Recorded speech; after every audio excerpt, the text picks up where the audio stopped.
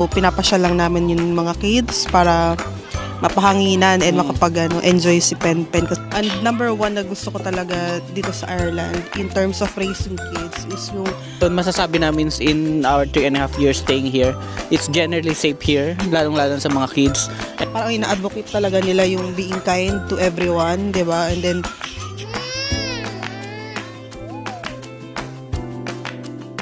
yun, di ba? Libre din siya ng school or ng government.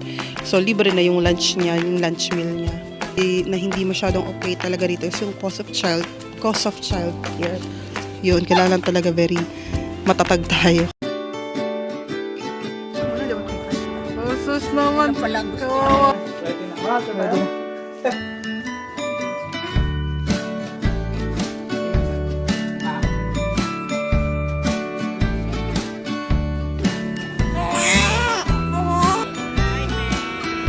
Like and subscribe.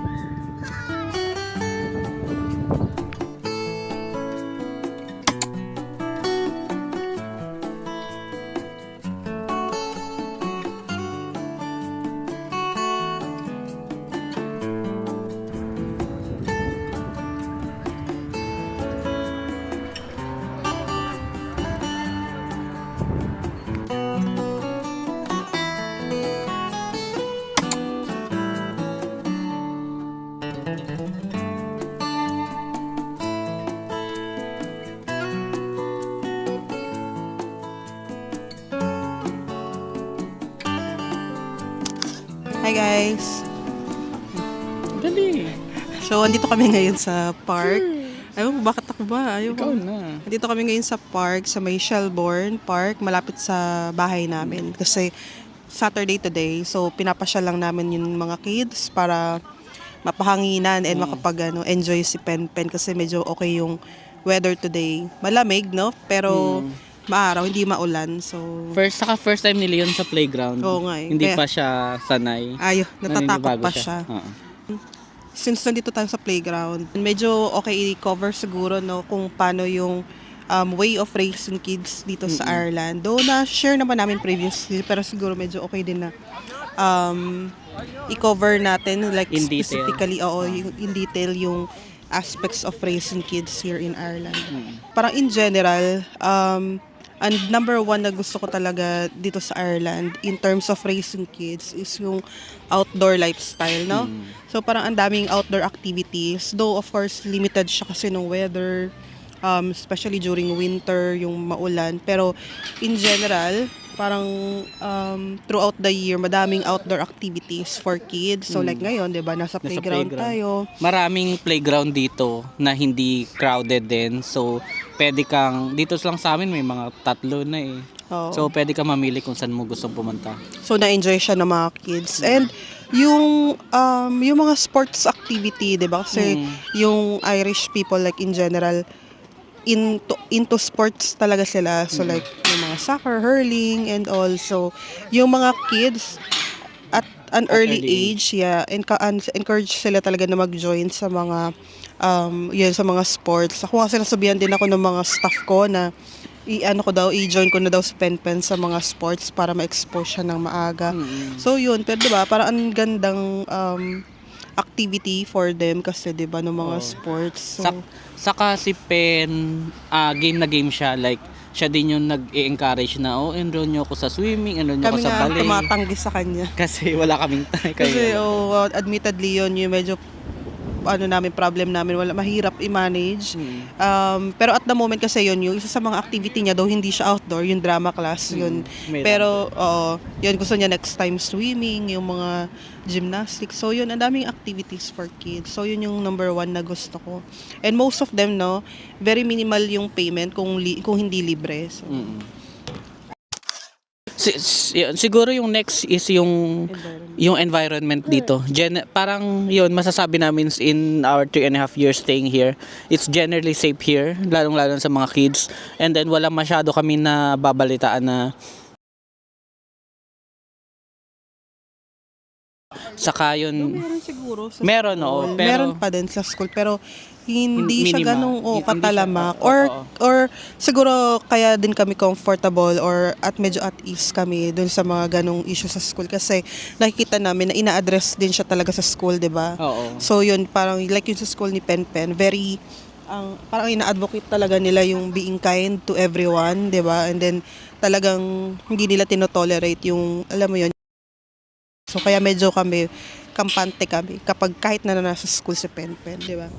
And then ako gusto ko din, makikita mo dito yung mga kids, parang maaga silang nagiging independent din, di ba?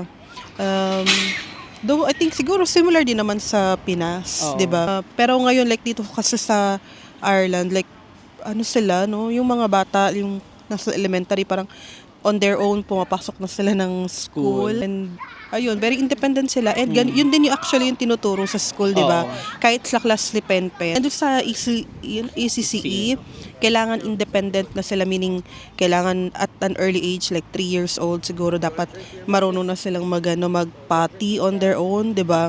Talaga, bago sila i-accept dun sa ECCE. Potty train. O, kailangan potty train sila. Saka yun nga, pag may mga field trips, Hindi kasama outdoor activities, hindi kasama yung mga parents. So yun, isa din yun na indication na talagang tinuturuan sila maging independent, na hindi sila masyado nakadepende sa mga parents nila. Kasi ako nung bata ako, pagka field trip, lagi ako may kasamang guardian eh. Parang ganun. So yun. And I think isa pa dun sa nagustuhan ko dito sa system nila is yung mga schools, or siguro specifically yung school ni Pen Pen, in-encourage nila yung mga kids talaga na maging creative, no? Creative and mag-participate sa mga activities. So, ang dami nilang activities na nag-enjoy talaga si Pen Pen, no? Like, recently, nagkaroon sila ng World Book Day. So, nag-dress up sila ng mga favorite character nila for the event. Tapos, nagmo-model daw sila sa school. Tapos nakita ko yung drawing ni Pen. Dinawin niya yung yung dress niya, character niya.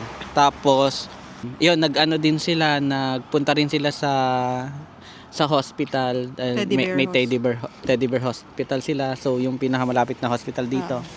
Nag-visit sila, tas ang daming activities din, ganun. May games sila doon. And then, ang maganda, parang in-expose sila sa parang kung ano yung nangyayari sa hospital, di ba? Pero through like Teddy Bear, parang ganun yan. Nakasakay siya ng ambulance, yung mga ganun. So, ang gandang parang real life experience, di ba? Parang ganun yung na-experience nila Pen Pen. Hindi lang exams. Hindi lang masyadong Subjects. Yun, siguro yun yung medyo, ewan ko, downside ba yun, be? Hindi kasi sila masyadong focus may sa academic. disadvantage, may advantage, pero yun, let's roll with it kasi nandito rin naman tayo. At din naman, para sa akin din naman, hindi lang dapat puro academics, kasi katulad niyan ako, hindi ko na maalala yung mga natutunan ko nung elementary ako, di ba? Real life experience siguro mas okay. Okay din, or okay. So yun, 'di ba? Ano naman siya, like kanya-kanya talaga, 'di ba? Pero siguro para lang aware kayo kung ano yung difference dito sa Ireland academically. So medyo malayo kasi siya. Medyo malayo kasi yung difference niya sa academic situation sa Pinas. Yun nga, as mentioned dito, more on activities, more on like interpersonal, yung dinidevelop, ganyan.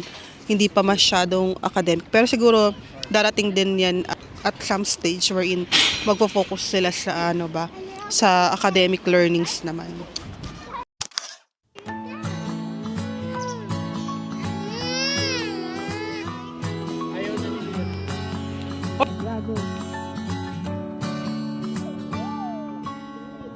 Podría escribir un muro de lamentos, inventar alguna excusa para irme, Oo, sandali. escaparme a algún planeta, ser Romeo y tu Julieta. Podría engañarme, decir no te quiero, pero sabes So, siguro yon next sa mga gusto namin si Papa Mark, hinahanap niya si Penpen pa. So, medyo na lang, ituloy na lang natin din, no? Isa sa mga bagay na dapat aware kayo, like if you're moving here in Ireland, in terms of raising kids, of course, very important yung healthcare ng mga bata. So, normally yon yung mga GP or general practitioners visits, libre siya normally naman, or if not subsidized, normally libre siya. So like each time na nagpapacheck up naman sila Penpen at si Leon, yun, wala kaming binabayaran sa mga GP visits or GP check-up niya. And then, yun, yung mga vaccinations, mga shots, like lahat talaga. So far, wala kaming binayaran, libre talaga siya lahat. And sometimes, dadalhin mo siya sa GP. Normally, sa GP sila binabaksin. So like, kunyari kay Penpen, yun, sa school na ina-administer yung vaccines nila. Kailangan lang magbigay ng consent ng parents, and then sa school na siya ginagawa. So, di ba, very convenient din siya for us kasi less, alam mo yun, less problem siya, or less things to think about siya, or to worry pa ba ng mga parents.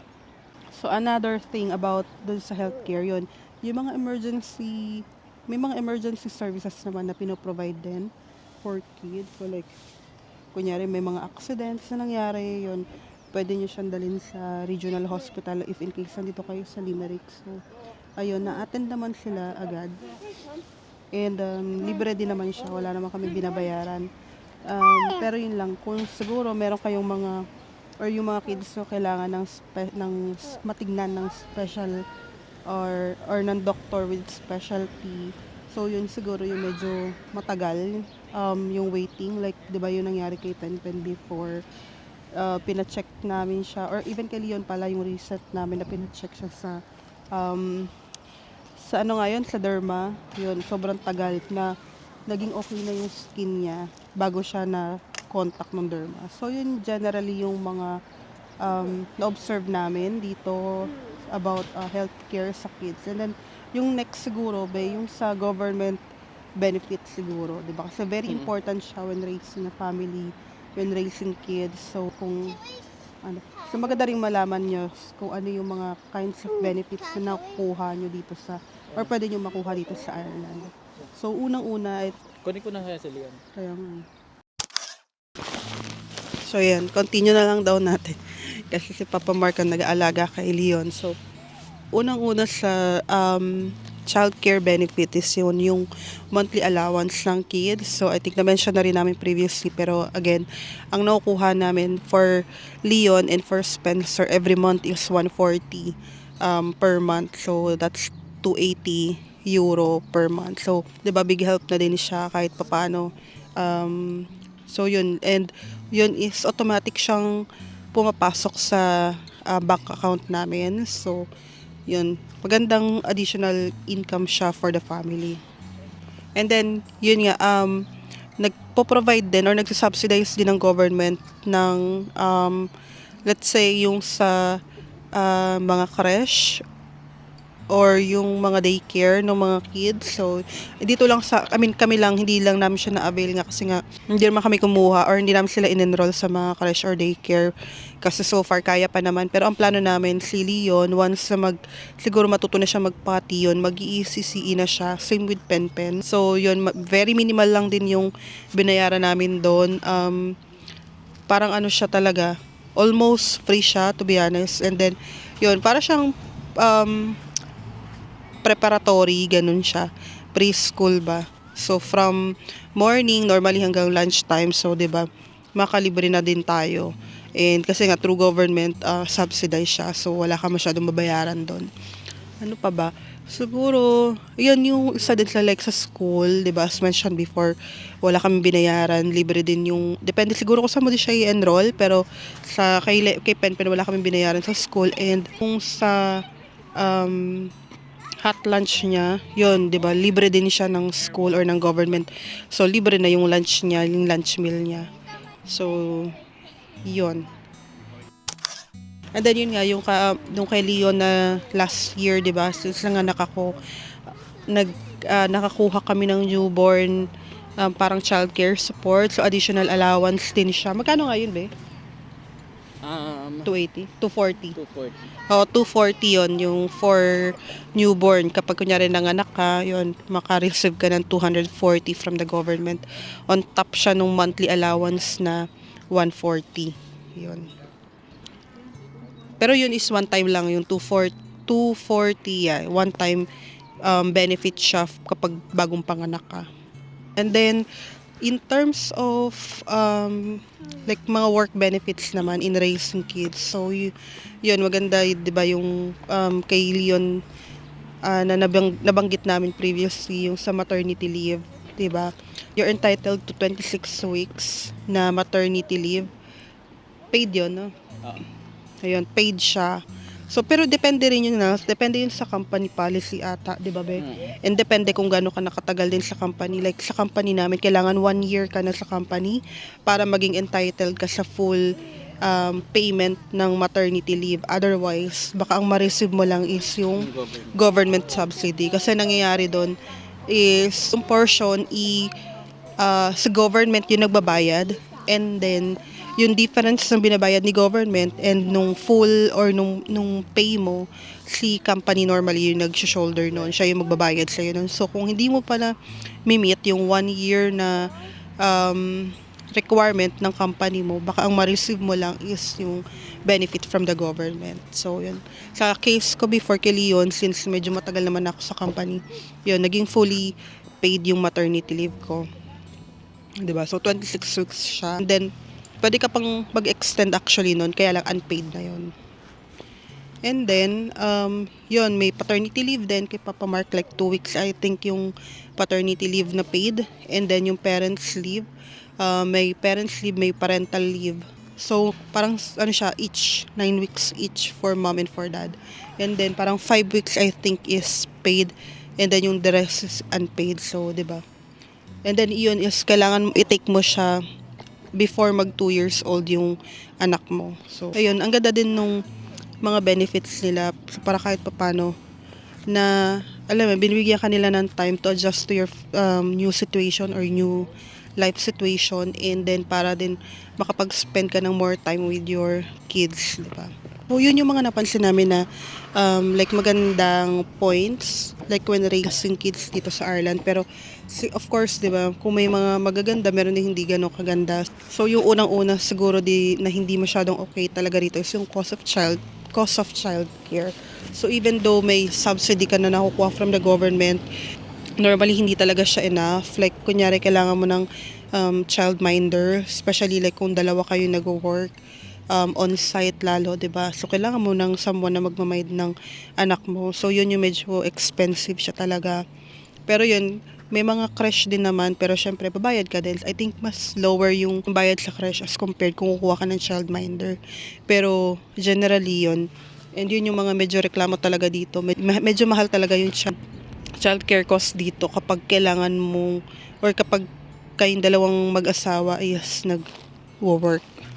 Which is normally yun talaga yung case dito na nagtatrabaho talaga normally yung couple kasi nga, 'di ba, medyo mataas ang cost of living dito sa Ireland. So kung isa lang yung nag-work, medyo mahirap makasurvive. So sa case namin, medyo nag-work lang yung ganyang arrangement kasi nga si Papa Mark is full-time na work from home and ako is naka-hybrid naman ako. So kahit papano medyo namamanage namin. Pero kung if ever kailangan namin kumuha ng childminder or mag-creche, yun, siguro medyo mahirapan kami doon.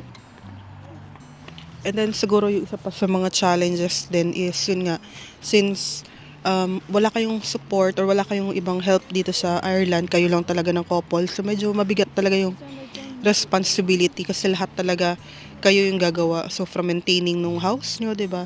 Nung paggawa ng mga household, pag-grocery, pagluluto, paglalaba, lahat. Medyo draining talaga siya kasi nga at the same time nagwo-work ka, 'di ba? Nagwo-work ka, nag-aalaga ka ng kids. Kailangan mo din silang, alam mo 'yun, kailangan mo ensure na occupied din sila, 'di ba? And at the same time nag-i-improve yung skills nila, yung mga ganun ba. So ang dami talagang responsibilities ng mga parents dito kasi nga wala tayong katulong, 'di ba, dito. Kailangan talaga maging very independent tayo. Kailangan talaga very matatag tayo kasi din yung time management din talaga is key para para magampanan mo na maayos yung role mo as parent to your kids. So, siguro in addition to that nga yun, kapag kayo lang talaga or sa case namin, kami lang talaga dito, yun, wala masyadong relationship si Pen or yung mga kids sa relatives. So, yun. Pero kahit paano, at least nakita naman nila yung grandparents nila. Pero yun, yung mga cousins, di ba, wala masyado kasi nga, or hindi nila kilala talaga in person kasi nga malayo kami. So, yun lang. Marami din talagang advantages kapag nagre-raise ka ng family or ng kids dito sa Ireland. Pero at the same time, meron din talagang hindi ganun ka-okay. Pero at the end of the day, talaga, syempre, i-weigh mo na lang kung ano yung pros and cons mo. Thinking about the future of your kids. Kasi kami, yun lang din talaga yung focus namin. Yung future lang talaga ng kids namin. And ayun, sorry kasi si Papa Marcus nag-aalaga ng mga kids. Nag-mamind siya dun sa mga kids. So, kaya ako lang muna. And yun lang.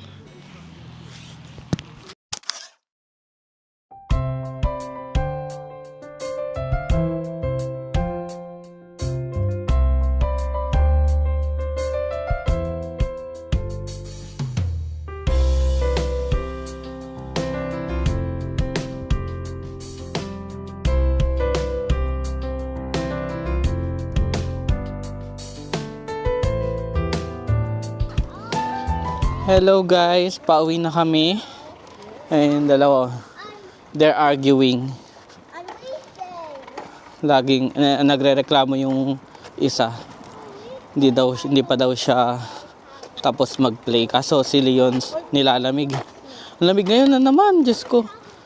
Ayun, sana mas maging okay na yung weather kasi tapos na. I think i-declare ko nang tapos na ang winter. Tapos yon spring na. Actually, yon nag-start na mag-bloom ang mga flowers. Pero yon saglit lang din yan. As in, matter of weeks lang, malalanta na din sila ganun. Tapos yon spring pa rin naman. Tapos, ayun, yung pinakaabangan naming summer, malapit na. Ayun, mag-outro lang ako. So yun, si Mama Kare ay hindi ko natulungan sa mga topics ngayon. So ako na lang mag-outro kasi yun yung dalawa. Binantayan ko pa. Si Leon kasi talagang nilalamig. Yun. And sana may napulot din kayo dito sa topic namin. And then yun, don't forget to subscribe to our channel and comment na rin kayo kung nandito kayo sa Ireland. Tapos may family din kayo. Comment kayo kung ano yung mga struggles nyo. Ano din yung mga advantages na living here or raising a kids here in Ireland. So yun, pa-hype na rin yung videos. And then, thank you. Thank you for watching. Bye! Didn't think I'd ever get this far. Didn't think I'd ever find the one. I never thought I'd heal from a broken heart.